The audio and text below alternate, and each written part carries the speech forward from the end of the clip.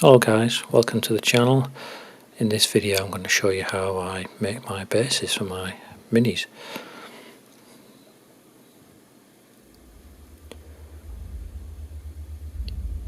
So I call it a plastic tray here. I'm going to put some water in it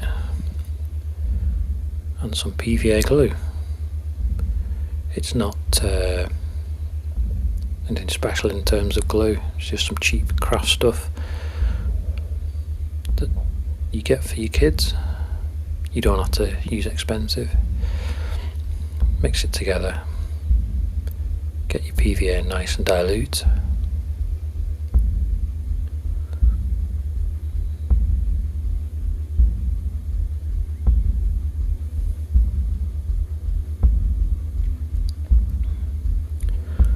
And then some fine sands, the finest sand I could find. There's a few little stones in there, but that's fine. And then the secret ingredient, which is tile grout. I bought this from B&Q, a DIY store in the UK. I actually ended up with a brown colour, which I thought might be quite useful, because it dries to look like a sandy covering. And so if ever I do a desert themed figure, theoretically I can just slap this on and it'll be done. You'll see that later when we get to the completed figure. So I'm mixing the diluted PVA, sand and the grout. The sand and the grout were roughly equal proportions. Decided it was a little bit watery, a little bit more sand in there. Mix it together until you've got the consistency that looks a bit like this.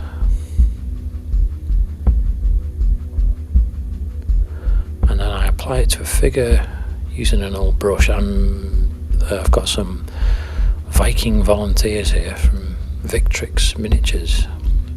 My base is a 2p coin, which is metal obviously, but I have done very similar technique on plastic bases and MDF bases. It works for all exactly the same way. This figure has an integral base, a base attached to it, so this is a good technique for overcoming that obstacle, if you see that as an obstacle. So I put it on roughly with a big brush and then smooth it out a little bit with a finer brush. These are old brushes that have become worn out, so they're no longer good for painting accurate things, but they're good for basing and they're good for more demanding work which wears the brush down.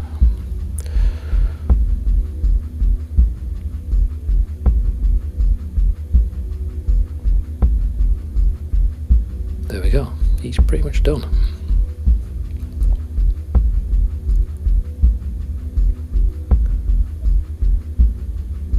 Now I've got a tub of very small stones and sharp sand here. So here's how you get the natural looking effect. Sprinkle it on. So it just applies itself in a random fashion. You can put your stones on in an arranged way if you want to, but I normally just go for this, just sprinkle it on and let them be wherever they land. There he is, with his collection of stones at his feet. When it's dry, it will look something like this one.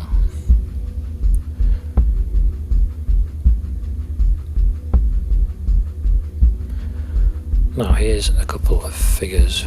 The one on the left has grout included in the mix, the one on the right doesn't, and as you can see, the grout mixture is much finer, much more realistic in my opinion. Now we're on to the painting stage. I primed the figure white, and I'm going to use this Woodland Scenics Earth Undercoat. It's just watered down a little bit and applied on with an old brush. You don't have to use this colour, it's just an earthy, what do you call this, ochre, colour, any earthy colour from your collection, or whatever you normally use to colour your bases with. I'm just applying it roughly, but being careful not to get it on the model. Now I will say that I don't always paint my base at the end when the figure is fully painted. I'll quite often paint the base midway through the process, because sometimes it helps to have the base painted when you're judging what to do on the figure itself, if that makes sense.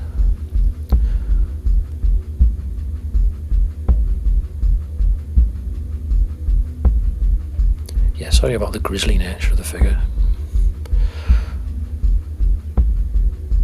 And here we are on one of his colleagues, Viking berserkers.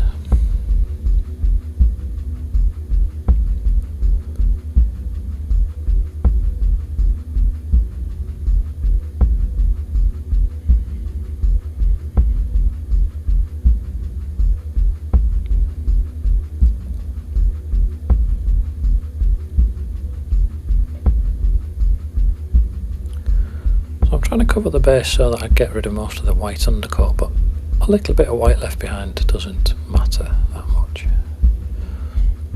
It helps to add a little bit of variation to the colour.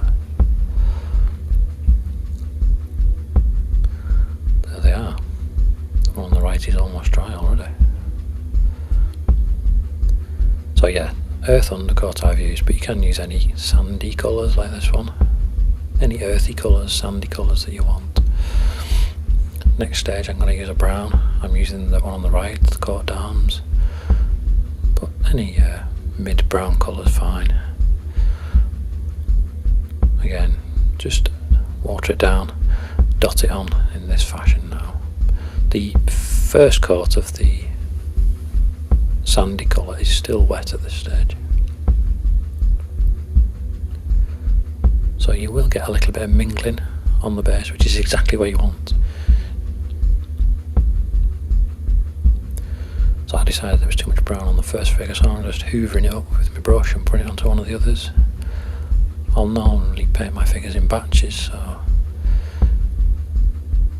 plenty of figures on the go at once, so I can spread it around across them all.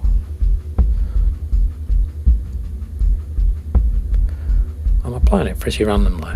I don't have much of a plan. If I do have a plan, it's that the deeper the colour, I'll put it into the deeper recesses. It's nothing particularly groundbreaking.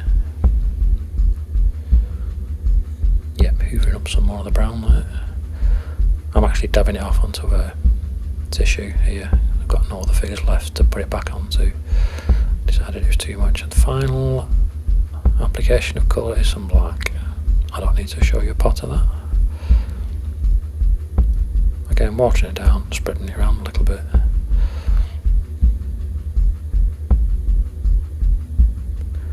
I'm trying to be random, trying not to think too much about where it goes.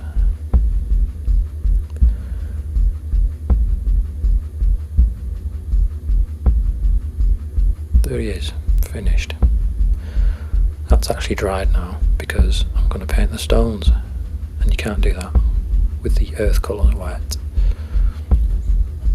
So this is completely dry. I've got some paint on my brush, it's not watered down, and then I've dried it off on the tissue. So the first stage was wet, this stage is dry. Decided there wasn't really any stones on the first guy, so here we are with a different volunteer.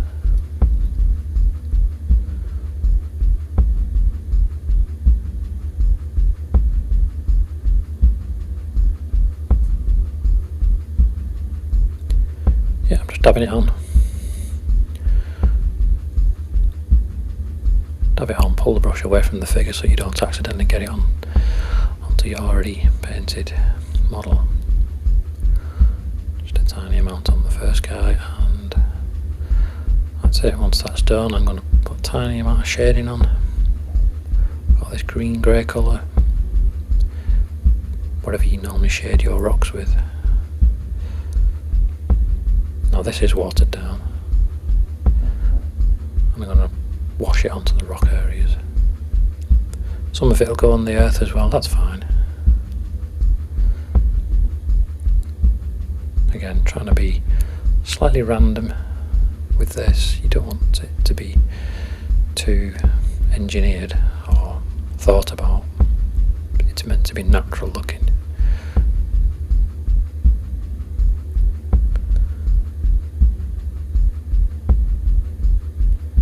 My thumb's in the way a little bit there, but you can see what I'm doing.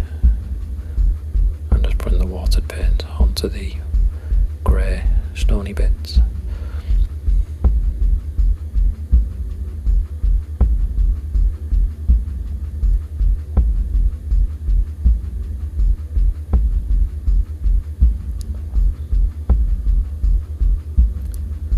That's it. It's done. I'm just going to do the edges of the bases now. I'm using this dark brown colour, but obviously you would use whatever you normally use. I don't normally paint with one of these holder things. This is purely for video purposes. It is actually quite handy for this though. So normally I would paint like this, hold the figure, paint the edge. The figure is actually varnished at this point, but even if it wasn't, I'd be quite happy to hold it. As long as your fingers are clean and non-greasy, you shouldn't be pulling paint off.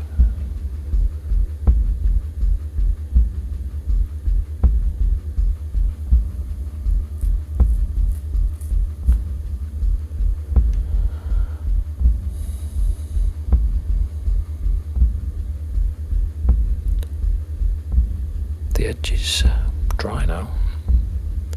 Final stage, I'm going to put some vegetation on. Obviously you would use whatever you normally use, tufts, static grass. I'm actually going to be using some flock, which is something that people used to use all the time. It seems to have fallen out of favour a little bit these days. I still like it. So I'm just applying the glue. What I tend to do is do this stage in batches. So if I'm painting a group of figures, I'll do 5 or 6 at a time. Put the glue on, so it's starting to dry a little bit, get a little bit tacky. There we are. There's the flock. I've got it in a jar for ease of use rather than a packet.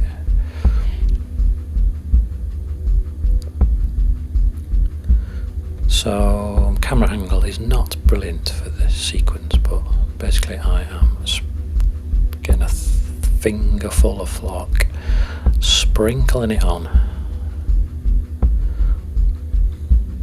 and then I just tip it on its side, the figure on its side, and tap it off.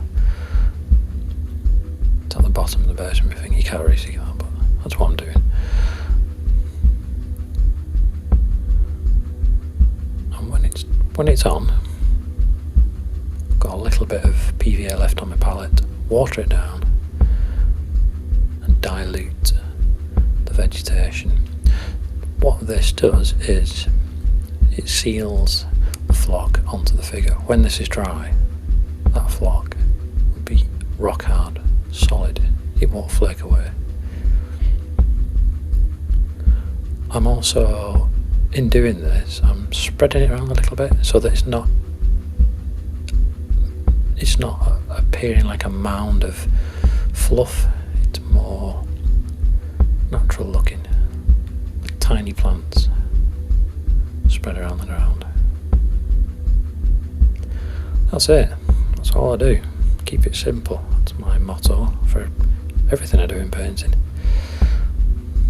Here they are.